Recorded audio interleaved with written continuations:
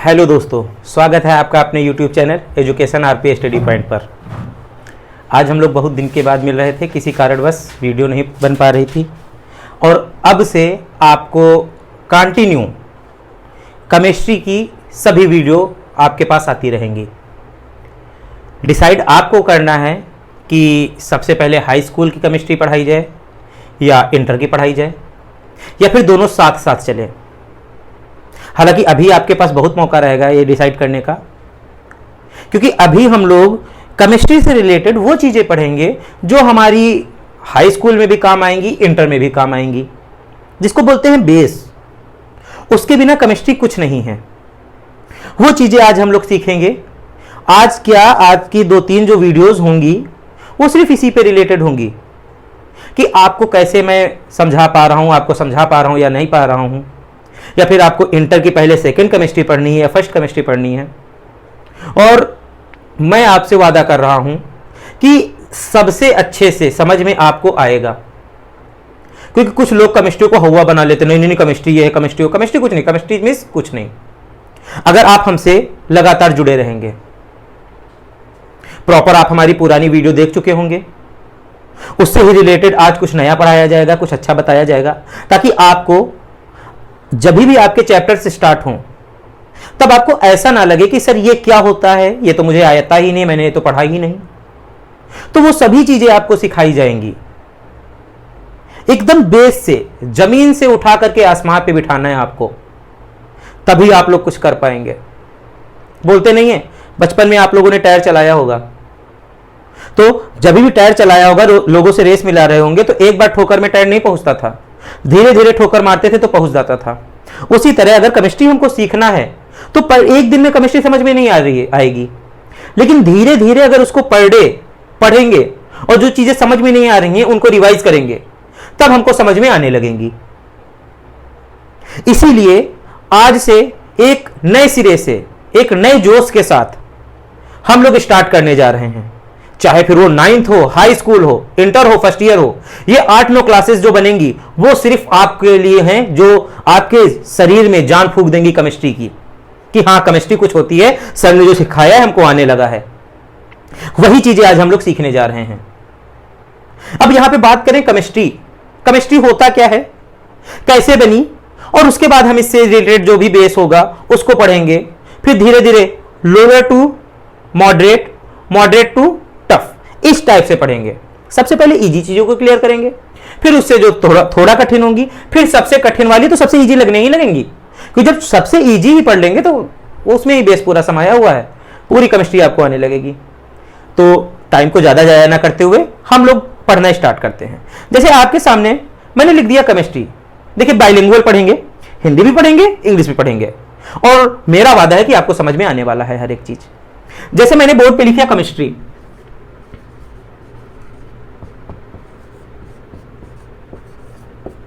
क्या होता है? विज्ञान की वह शाखा जिनके अंदर हम लोग द्रव्यों का अध्ययन करते हैं। छोटी सी डिफिनेशन अपनी बोल देंगे, दुनिया से लेना देना नहीं है। द्रव्य में क्या आ जाएगा बेटा? तत्व आ जाएंगे, ठोस, द्रव, गैस। भाई कुछ तत्व द्रव में अवस्था में होते हैं, कुछ तत्व गैस अवस्था में होते हैं, कुछ तत्व ठोस अवस्था में होते हैं।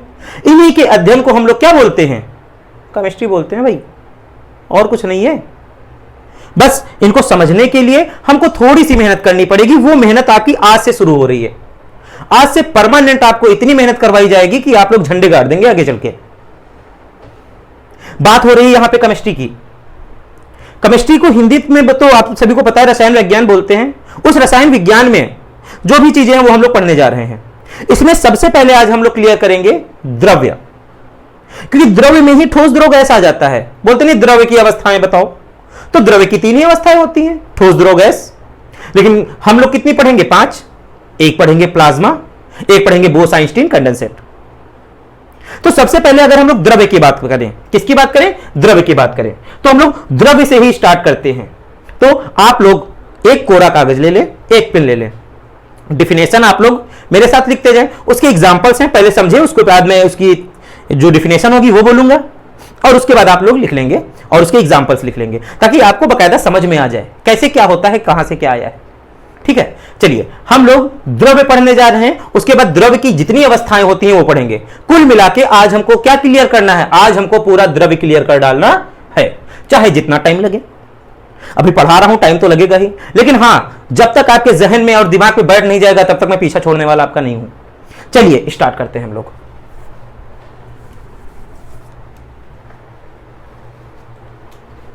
बात करने जा रहे हैं द्रव्य की। द्रव्य को इंग्लिश में मैटर बोला जाता है। क्या बोला जाता है? मैटर। लिख देता हूं।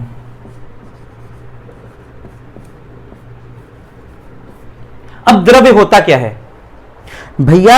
एक चीज आप लोग याद रखें, द्रव्य हर एक वह चीज कहलाएगी जो स्थान घेरेगा। जो चीज स्थान घेरेगी वो क्या कहलाएगा? द्रव्य कहलाएगा। साथ ही साथ बोल सकते हैं जिनका कुछ ना कुछ भार होगा, क्या कहलाएगा? द्रव्य कहलाएगा। बोलोगे सर जी नहीं नहीं नहीं, दिमाग में नहीं बैठ रहा है। चलो ठीक है, दिमाग में बैठाते हैं। देखिए ये मार्कर है, मेरे हाथ में एक मार्कर है, ये बोर्ड है। इस बोर्ड के एक सरफेस पे मैंने मार्कर रख दिया। इसने क्या किया? बोर्ड का थोड़ा सा एरिया, थोड़ा सा स्थान इसने क्या किया? घेरा। थोड़ा सा एरिया इसने कंज्यूम किया कि नहीं कंज्यूम किया? जब इसने थोड़ा सा एरिया कंज्यूम कर लिया तो क्या मैं बोल सकता हूं कि द्रव्य स्थान घेरते हैं? ये भी तो द्रव्य ही है। और इस मार्कर का कुछ ना कुछ भार होगा कि नहीं होगा? है ना?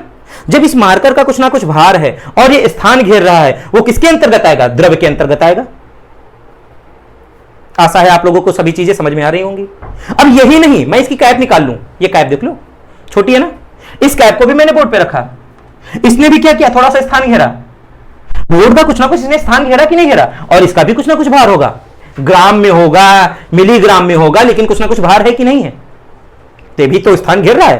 भाई हम लोग हैं, खड़े हैं, देखो बोर्ड का कितना स्थान घेरे हुए हैं। हमारा वजन तो कितना ज्यादा है। तो मैं भी किसके अंतर्गत आऊंगा? द्रव्य के अंतर्गत आऊंगा। तो अगर द्रव्य की परिभाषा लिखनी है तो आप लोग क्या बोलोगे? वे पदार्थ जिनका कुछ ना कुछ भार होता है। इसका कुछ ना कुछ भार है कि नहीं है भैया? बोलो, है ना? जिनका कुछ ना कुछ भार होता है और जो स्थान घेरती हैं। देखिए क्या बोला मैंने? जो स्थान घेरती हैं। ये मार्कर को मैंने बोर्ड पे रखा, आपके सामने रखा। देखो किसने कुछ ना कुछ स्थान घेरा कि नहीं घेरा? तो वे पदार्थ जिनका कुछ ना कुछ भार होता है, जो स्थान घेरते हैं, क्या कहलाते हैं? द्रव्य कहलाते हैं। और जिनको छूकर या अपनी आंखों से देखकर पता लगा सके, भाई यह भी जोड़ देना, जिनको देखकर या छूकर मैं अपनी आंखों से पता लगा सकूं कि किस अवस्था में है, ठोस है, द्रव है, गैस है, क्या कहलाता है? द्रव। तो अब कॉपी पेन उठाएं और डिफिनेशन लिखें। देखो मैं डिफिनेशन बोल रहा हूं। क्या बोला मैंने? वे पदार्थ जिनका कुछ ना कुछ भार होता है, जो स्थान घेरते हैं, जिनको आंखों से देखकर या हाथों से छूकर हम पता लगा सके ये किस अवस्था में है, क्या कहलाता है? द्रव्य कहलाता है। यहां पे द्रव्य क्लियर, द्रव्य हो गया बंटाधार। बिल्कुल समझ में आया कि नहीं आया? समझ में आ रहा है तो भैया लाइक जरूर कर दें और अपने बाजू वालों को भेज दें, शायद उसको भी समझ में आ जाए। पढ़ ले, लिख ले, आपका नाम लेगा। ठीक है, बाजू वालों को भेजना मत भूलें, वो भी थोड़ा दबा उबा देगा तो सब्सक्राइब हो जाएगा, कुछ नाम हो जाएगा। समझा करें हम लोग, ठीक? फिर भी पढ़ाई करते रहे हम लोग, देखते हैं बोर्ड पे आगे क्या होता है। अब यहां पे द्रव्य की अवस्थाएं बता दी गई हैं कि द्रव्य की कितनी अवस्थाएं होती हैं। तो द्रव्य की जो मेन अवस्थाएं, मेन स्टेट्स हैं, वो कितनी होती हैं? 3। एक होती है ठोस, एक होती है द्रव, एक होती है गैस। फिर एक चौथी आ जाती है प्लाज्मा और पांचवी आ जाती है बोस-आइंस्टीन कंडेंसेट। अपने को भैया पांचों पढ़नी है, एक पे नहीं निपटना है कि पांचों क्लियर करनी है। भाई अपने को तो भाई महाराजा, एकदम केमिस्ट्री का राजा बन जाना है, कुछ भी हो, टफ नहीं है। बस लोगों के दिमाग में कुछ टीचर्स बैठा देते हैं कि ये बहुत कठिन है, इसका मतलब उस टीचर्स के कॉन्सेप्ट जो होंगे वो क्लियर नहीं होंगे, तभी उस बच्चों के दिमाग में बैठा रखा। बच्चे भी सोचते हैं अब सर नहीं समझा पा रहे तो हमको कहां से समझ में आ जाएगा। अरे कुछ नहीं, सब जीरो है। बस जितना मैं आपसे टाइम मांग रहा हूं उतना टाइम देते जाएं और पढ़ते जाएं एक एक चीज मौज में, एकदम बिकॉज मौज में, है ना? हाँ पढ़ते हैं आगे। हाँ देखो, जो द्रव्य होता है इसकी मैंने 5 अवस्थाएं बताई। पहली अवस्था होती है बेटा ठोस। अब पूछे कोई ठोस क्या है इस दुनिया में? ठोस क्या है? क्या मार्कर ठोस है? बोलोगे हाँ सर बिल्कुल ठोस है, देखो ये कहीं से मुड़ नहीं रहा, ये ठोस है। हाँ ठीक है, ठोस है। अब ये ठोस है, क्यों ठोस है, क्या है इसमें, इसकी डिफिनेशन क्या होगी और ठोस होने का कारण क्या? ये हर एक चीज समझेंगे तभी हमको समझ में आएगी, नहीं तो समझ में आने वाली नहीं है, तो हम ठोस की बात कर रहे हैं। देखो ये मार्कर है, इस मार्कर का आकार आपको क्या दिख रहा है, बेलनाकार दिख रहा है। इस बेलनाकार मार्कर को अगर मैं किसी टंकी में डाल दूंगा या फर्श पे डाल दूंगा या किसी मेज पे रख दूंगा, क्या इसका आकार चेंज होगा? आवाज आई? हाँ, नहीं नहीं, आकार चेंज होगा? नहीं चेंज होगा। क्या इसका आयतन चेंज होगा? आयतन भी नहीं चेंज होगा। अब ऐसा क्यों? देखो भैया, इस दुनिया में जो द्रव्य बना है ये किनसे मिलकर बना है? छोटे छोटे अणुओं से मिलकर बना है। जब ये छोटे छोटे अणु बहुत आपस में टाइटली बाउंड होते हैं, एकदम क्लोजली पैक्ड होते हैं, बहुत पास पास होते हैं, जब इनके अणु क्या होते हैं, बहुत पास पास होते हैं, तो क्या बना देते हैं? ठोस बना देते हैं। भैया जब एकदम पास पास जुड़े होंगे तो हिलेंगे डुलेंगे नहीं, एक ही पास रहेंगे कि नहीं रहेंगे? तो इसकी परिभाषा हो जाती है कि वे पदार्थ जिनका आकार व आयतन दोनों निश्चित होता है क्या कहलाते हैं? ठोस कहलाते हैं। आया समझ में? क्या बोला मैंने? वे पदार्थ जिनका आकार और आयतन दोनों निश्चित होते हैं क्या कहलाते हैं? ठोस कहलाते हैं। अब बोलोगे सर जी ऐसा क्यों? क्योंकि भैया इनके अणु क्या होते हैं? बहुत पास पास होते हैं, इतना समझ रखना। जो ठोस होते हैं इनके अणु क्या होते हैं? बहुत पास पास होते हैं, इसीलिए क्या कहलाते हैं? ठोस। तो मेरे साथ परिभाषा लिखो, मैं बोल रहा हूं ठोस की, लिखो। वे पदार्थ जिनका आकार व आयतन दोनों निश्चित होते हैं क्या कहलाते हैं? ठोस कहलाते हैं। बोलो राधे राधे। समझ में आया कि नहीं आया? समझ में आ गया ना? ठीक। अब क्यों? क्योंकि इनके अणु बहुत पास पास होते हैं, ऐसा लिख देंगे तो इसकी पूरी डेफिनेशन बन गई।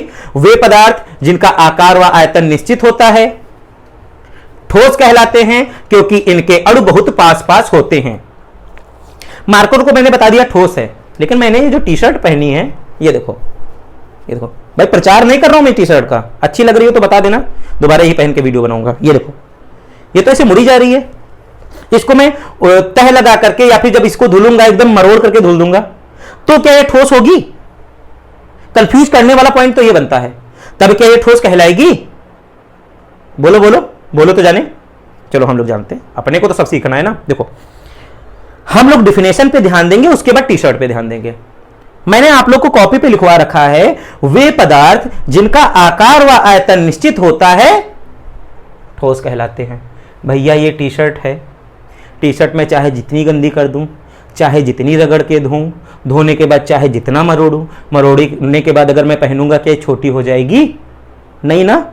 इसका आकार व आयतन उतना रहेगा कि नहीं रहेगा? तो किसके अंतर्गत आएगा? ठोस। चीजें समझ में आ गई कि नहीं आ गई? इसी तरह रुई, रबड़, लड़कियां जो हेयर बैंड लगाती हैं, बढ़ाने के बाद छोड़ दो, हालांकि दिमाग तो बढ़ता नहीं है, रबड़ बैंड ही बढ़ा लो। तो जो रबड़ बैंड बढ़ा करके छोड़ते हो फिर उसी फॉर्म में आ जाती है कि नहीं? फॉर्म में आ जाती है, क्या होगा? ठोस। तो एग्जाम्पल में ऐसी चीजें लिखेंगे जिसमें हम कंफ्यूज रहते हैं। तो इसका उदाहरण क्या हो जाएगा ठोस का? आप लोग लिखोगे कपड़ा, रुई और रबड़। बाकी तो आप सभी को पता ही है, देख के बता ही दोगे, आदि ईटीसी, मतलब जिसका ये सब किसके अंतर्गत आएंगे? ठोस के अंतर्गत आएंगे कि नहीं आएंगे? उम्मीद है कि आप लोगों को ठोस समझ में आ गया होगा। हाथ जोड़ के निवेदन है कि हम लोग आगे की ओर अग्रसर होते हैं और आप लोग अपना ध्यान बोर्ड की तरफ एकाग्र करें। अब इसके बाद आपके पास आता है द्रव। देखिए द्रव अलग चीज है, द्रव अलग चीज है, ठीक। अब हम लोग क्या पढ़ते हैं? द्रव पढ़ते हैं। अब द्रव की परिभाषा क्या होगी सर जी, ये भी बता दीजिए। हाँ ठीक है, मैं बताता हूं, बता दूं, चलो समझ लेते हैं। अब मेरे को तो पढ़ाना ही है तो क्यों ना साथ में समझे। देखो अब बात करें द्रव की, द्रव की, which is known as liquid in English. द्रव क्या होता है? मान के चलो आपके पास आजकल गर्मियां चल रही हैं, कोल्ड ड्रिंक वगैरह पीते हो, कोल्ड ड्रिंक थोड़ी बची बोतल में, बोतल में कोल्ड ड्रिंक क्या बची? थोड़ी बची। जब बोतल में कोल्ड ड्रिंक थोड़ी बची, मान के चलो ये बोतल है कोई आपके पास, समझाने के लिए बता रहा हूं, मान के चलो ये आपके पास कोई बोतल है,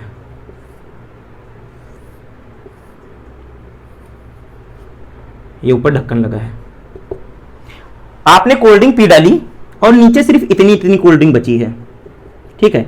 इस कोल्ड ड्रिंक को मैं मान ले रहा हूं, मान के चलो ये कितना है? 200 ml है। अभी जब बोतल सीधी है तब नीचे का आकार इसका सिलेंड्रिकल है कि नहीं है? जब बोतल का आकार सिलिंड्रिकल है तो ये पानी, ये जो इसमें कोल्ड ड्रिंक होगी, कोल्ड ड्रिंक ने कैसा आकार लिया हुआ है? सिलिंड्रिकल आकार है कि नहीं इसका? एकदम बेलनाकार इसका आकार है कि नहीं है? लेकिन मैंने क्या किया, फिर बोतल को मैंने उल्टा कर दिया। जब मैं बोतल को उल्टा कर दूंगा तो बोतल कुछ ऐसी हो जाएगी कि नहीं हो जाएगी, है ना? और नीचे क्या लगा है? ढक्कन लगा है, नीचे ढक्कन लगा है ये। अब ये कोल्ड ड्रिंक भी तो उल्टा होकर नीचे आ जाएगी। अब कैसा इसने, नीचे शंक्वाकार है कि नहीं आकार? आकार इसने कैसा ले लिया? शंकु के आकार का ले लिया कि नहीं ले लिया? आकार चेंज हो गया कि नहीं चेंज हो गया? लेकिन क्या कोल्ड ड्रिंक 200 ml से 150 ml बचेगी? कोल्ड ड्रिंक कितनी रही होगी? 200 ml रही होगी कि नहीं रही होगी? मतलब इसका जगह जगह पे आकार तो चेंज हुआ जा रहा है, लेकिन आयतन नहीं चेंज हो रहा भैया। आयतन जितना था उतना है। आयतन 200 ml यहां पे था, 200 ml यहां पे था। आपने ढक्कन खोला, कोल्ड ड्रिंक को किसमें डाल दिया? ग्लास में डाल दिया। अब ग्लास का जैसा आकार होगा वैसा हो जाएगा, लेकिन कोल्ड ड्रिंक कितनी रहेगी? 200 ml रहेगी। तो यहां से हमको क्या समझ में आ जाना चाहिए? हमको यहां से तुरंत यह समझ में आ जाना चाहिए कि वे पदार्थ जिनका आयतन तो निश्चित होता है, क्या निश्चित होता है? आयतन तो निश्चित होता है, लेकिन आकार अनिश्चित होता है। आकार क्यों अनिश्चित है? आपके सामने रख दिया भाई बोतल खोल करके। अब इसी कोल्ड ड्रिंक को आपको थाली में गिरा दो, थाली का जैसा आकार होगा वैसा आकार ले लेगा। तो आकार तो जगह जगह पे इसका चेंज ही हो रहा है, लेकिन आयतन पे कोई फर्क पड़ने वाला नहीं है। क्यों? क्योंकि इसके जो अणु होते हैं वो दूर दूर होते हैं। अब कितना के दूर दूर होते हैं? ठोस की अपेक्षा ठोस से थोड़ा दूर दूर होते हैं। बहुत दूर दूर नहीं बोलेंगे अभी, ये बोलते हैं कि ठोस की अपेक्षा दूर दूर होते हैं। क्या कहलाते हैं? द्रव कहलाते हैं, सॉरी द्रव। तो इसकी डेफिनेशन बनती है, वे पदार्थ जिनका आयतन तो निश्चित है, आयतन क्या होता है? निश्चित होता है, लेकिन आकार अनिश्चित होता है। क्या कहलाते हैं? द्रव कहलाते हैं, क्योंकि इनके अणु ठोस की अपेक्षा दूर दूर होते हैं। किसकी अपेक्षा दूर दूर होते हैं? ठोस की अपेक्षा दूर दूर होते हैं। क्या कहलाते हैं? द्रव कहलाते हैं। बोलो राधे राधे। चीजें समझ में आ गई? कोई दिक्कत, कोई समस्या नहीं होनी चाहिए भाई, होनी ही नहीं चाहिए। मैं तो कहता हूं होनी नहीं चाहिए। इससे अच्छा कहां आपको समझ में आएगा? हो तो बताओ इससे पहले समझ में आया हो। अरे नोट्स बना लो बस, एक बार देख लो बस, याद हो जाएगा। याद करने की ज्यादा पढ़ने की जरूरत नहीं, जितना पढ़ो उतना पढ़ लो। तो अब इसके एग्जांपल्स में हम लोग देख लेते हैं क्या क्या आएगा। देखो तुम लोग की वजह से 200 ml कोल्ड ड्रिंक बर्बाद कर दी, मिटा दी तुरंत। अब किसकी बात कर रहे हैं? द्रव की। जो द्रव के उदाहरण हो जाएंगे भाई, कोल्ड ड्रिंक अभी मैंने लिखा,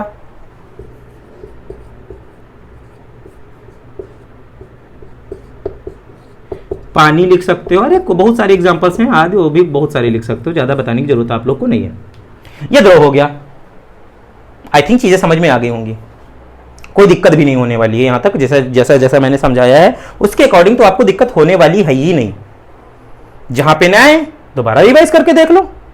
और फिलहाल भैया समझ में आना चाहिए, इतनी मेहनत कर रहा हूं तो आपको भी आना चाहिए। इसके बाद हम लोग बात करते हैं गैस की। कौन सी अवस्था आ गई? गैस। गैस को तो इंग्लिश में गैस ही बोलते हैं। अब गैस क्या अवस्था है, क्या कैसे काम करता है, इसको समझते हैं। देखिए भैया, अगर गैस की बात करें तो गैस में यह बोला जाता है भैया ना इसका आकार निश्चित है ना आयतन निश्चित है। क्या बोला? ना इसका आकार निश्चित है ना आयतन निश्चित है। बोले गुरु जी इसे काम नहीं चलने वाला है, समझा दीजिए। जैसे बोतल वाला समझाया था, इसमें भी कुछ समझा दिए। लगाइए बोतल। इसमें बोतल नहीं, इसमें आपके घर के सिलेंडर लगा देंगे। देखो कैसे लगाता हूं मैं। मान के चलो आपके पास ये कोई इतना बड़ा कमरा है, ठीक है। इस कमरे में आपने यहां पे एक सिलेंडर रखा भैया। समझाने के लिए भैया सिलेंडर बना रहा हूं, बाद में ना कहना सही सिलेंडर भी आप गलत बनाए हैं, ठीक है। ये सिलेंडर रखा है आपके पास। सिलेंडर ने लीकेज करना स्टार्ट किया। जैसे ही सिलेंडर, मान के चलो यहां पे कोई होल है, यहां से इसने लीकेज करना स्टार्ट हुआ, तो इस पूरे कमरे में इसकी स्मेल पहुंच जाएगी कि नहीं पहुंच जाएगी? इस पूरे कमरे में सिलेंडर की जो गैस इसमें से निकलेगी उसकी स्मेल पहुंच जाएगी। लेकिन जब सिलेंडर लीकेज नहीं कर रहा था तब तो इसकी स्मेल पहुंच नहीं रही थी। अब जैसे इसने लीकेज हुआ, ये लीकेज हुआ और इसके पूरे कमरे तक पहुंच गई जो इसकी स्मेल थी। बोलो हाँ गुरुजी ये तो समझ में आ गया, अब तो आगे बताओ। मैंने कहा चलो ठीक है बताते हैं। ये कमरा है, मैंने इस बार बड़ा कमरा ले लिया भाई। इस बड़े कमरे में मैंने सिलेंडर लगाया।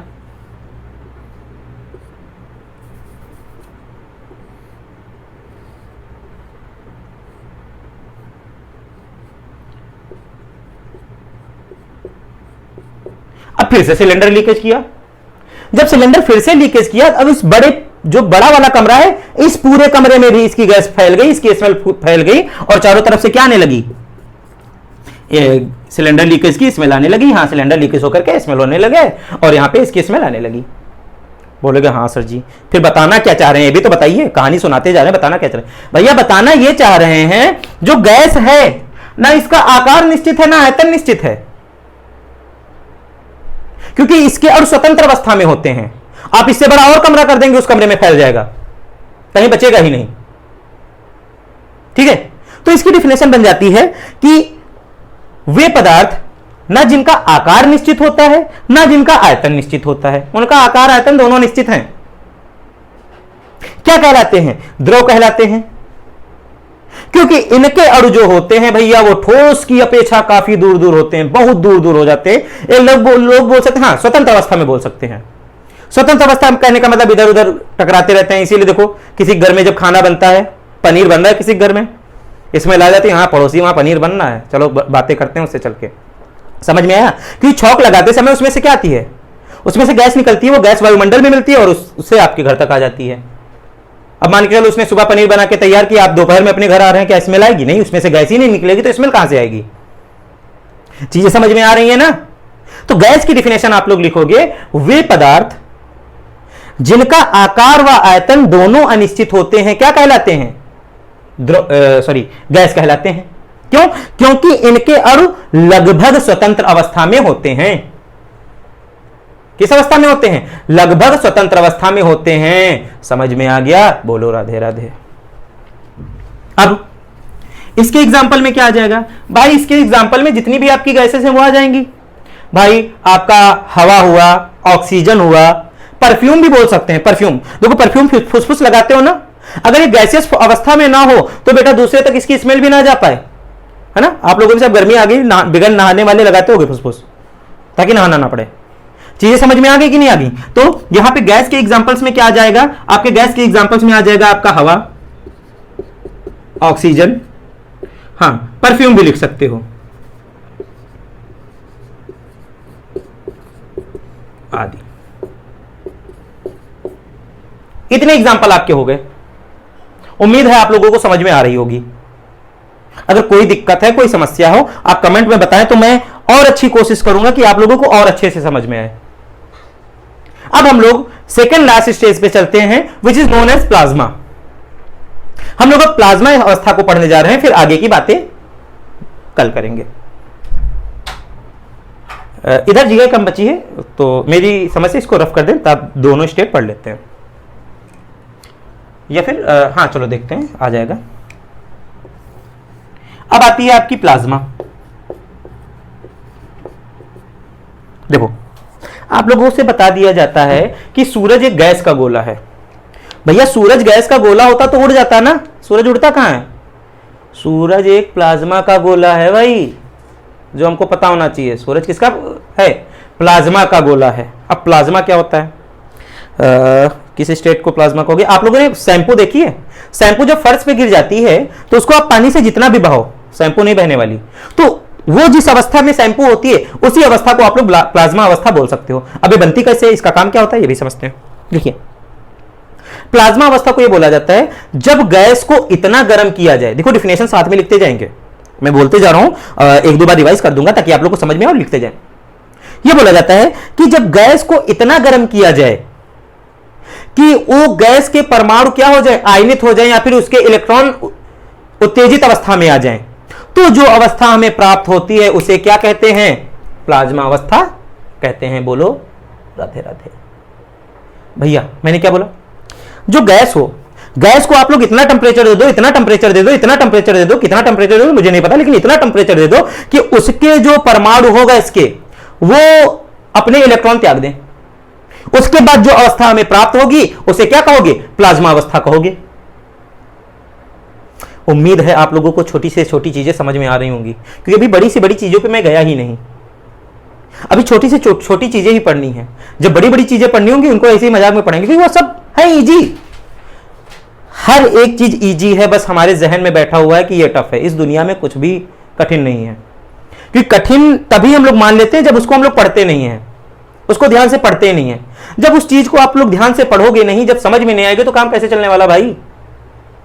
इसीलिए मैं बोल रहा हूं उसको तो अपने को कायदे से पढ़ना ही पढ़ना है, और एकदम इजी तरीके से। ये भी नहीं कोई टफ तरीका मैं बता रहा हूं, ये वो फलाना धमका, एकदम सीधी लाइन में बता रहा हूं, सटीक लैंग्वेज में बता रहा हूं, ताकि आपको समझ में आ जाए, आप लोगों को भी पता लगे हाँ हमारे लायक कोई टीचर आया है जो मुझको मेरे तरीके से समझा सकता है। क्योंकि अपने को सभी को समझाना है, एक बच्चे को नहीं, जितने हैं सभी को समझ में आना है, नहीं तो कुछ नहीं होने वाला। प्लाज्मा की डिफिनेशन एक बार रिवाइज करते हैं, उसके बाद बोस आइंस्टीन कंडेंसेट को कंप्लीट करके हम लोग अपनी क्लास को यहीं पे समाप्त करेंगे। देखिए क्या बोला मैंने, जो गैस होते हैं उन गैस के परमाणुओं को इतना गर्म किया जाए कि वो गैस के परमाणु क्या हो जाएं, आयनित हो जाएं। जब वो गैस के परमाणु आयनित हो जाएंगे या फिर इलेक्ट्रॉन उत्तेजित अवस्था में आ जाएंगे, तब जो अवस्था हमें प्राप्त होगी उसे क्या बोलोगे, प्लाज्मा अवस्था बोलोगे। बोलो राधे राधे। चीजें समझ में आ गई कि नहीं आ गई? ठीक। अब इसके बाद एक लास्ट स्टेज बचती है which is known as plasma, sorry plasma तो हो गई, बोस आइंस्टीन कंडेंसेट।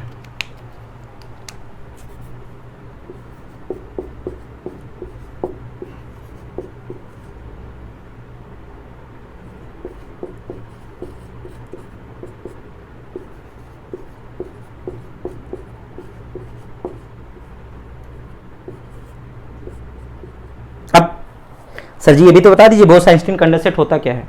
देखिए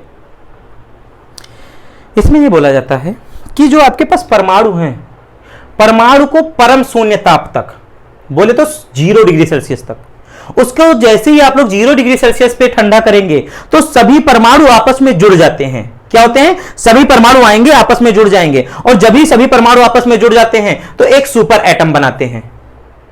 क्या बनाते हैं? सुपर एटम बनाते हैं। उसी सुपर एटम को क्या बोला जाता है? बोस आइंस्टीन कंडेंसेट बोला जाता है।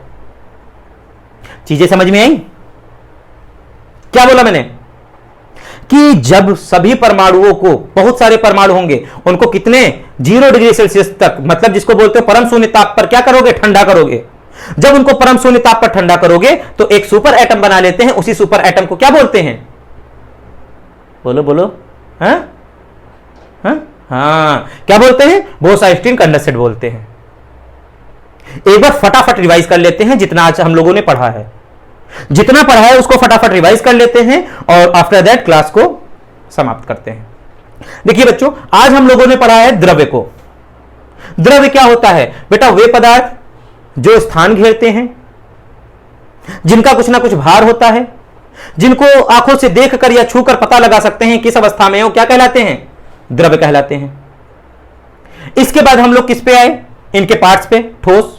ठोस की डिफिनेशन मैंने आप लोग को क्या बताई?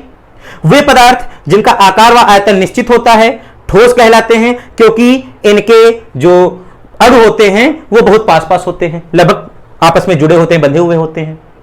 फिर हम लोगों ने क्या पढ़ा? द्रव पढ़ा। द्रव में मैंने आप लोग को क्या बताया? वे पदार्थ जिनका आकार अनिश्चित और आयतन निश्चित होता है क्या कहलाते हैं? द्रव कहलाते हैं। क्यों? क्योंकि इनके अणु ठोस की अपेक्षा थोड़ा दूर दूर होते हैं। फिर हम लोगों ने क्या पढ़ा? गैस। गैस में मैंने ये बताया इनका आकार व आयतन दोनों अनिश्चित होता है। दोनों अनिश्चित क्या होते हैं? दोनों अनिश्चित होते हैं क्योंकि इनके अणु लगभग स्वतंत्र अवस्था में होते हैं। फिर हम लोगों ने पढ़ा प्लाज्मा अवस्था। प्लाज्मा अवस्था में मैंने क्या बताया कि आप परमाणुओं को, गैस के परमाणुओं को इतना गर्म करेंगे कि वो उसके इलेक्ट्रॉन उत्तेजित हो जाएं। जब उसके इलेक्ट्रॉन उत्तेजित हो जाते हैं तो जो अवस्था में प्राप्त होती है उस अवस्था को प्लाज्मा अवस्था कहते हैं। फिर हम लोगों ने क्या पढ़ा? Bose Einstein condensate. इसमें क्या बताया मैंने? परमाणुओं को आप लोगों ने इतना ठंडा किया 0 डिग्री सेल्सियस पे, लगभग परम शून्य ताप पे ठंडा कर दिया, उसके परमाणु आपस में जुड़ करके एक सुपर एटम तैयार कर दिए, जैसे क्या बोलते हो? बोस आइंस्टीन कंडेंसेट बोलते हो। उम्मीद है आप लोगों को समझ में आ गया होगा। एक बार मुस्कुरा के जाएंगे और लाइक कर देंगे, शेयर कर देंगे, सब्सक्राइब कर देंगे और बेल आइकन को भी दबा देंगे ताकि आने वाली वीडियो की जानकारी आप तक पहुंच जाए। और क्लास कैसी लगी है ये तो भैया कमेंट बॉक्स में जरूर बताएं, उसी से मुझे मोटिवेशन मिलेगा। मैं चाहूंगा और अच्छा आपको समझाना। तब तक के लिए जय हिंद, जय भारत।